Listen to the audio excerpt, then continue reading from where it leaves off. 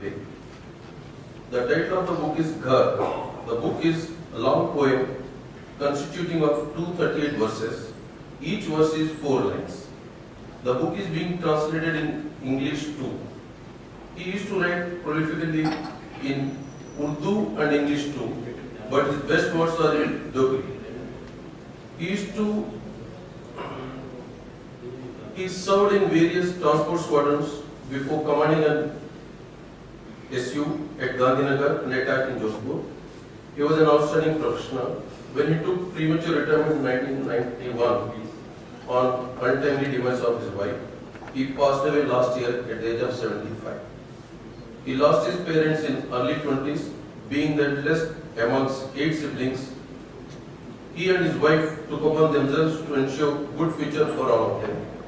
All brothers became Army and Air Force officers, and all sisters got married to Army officers. He used to get his thoughts in the wee hours of the morning, when wellspring of his thoughts used to ooze out as words which he spun into beautiful poems.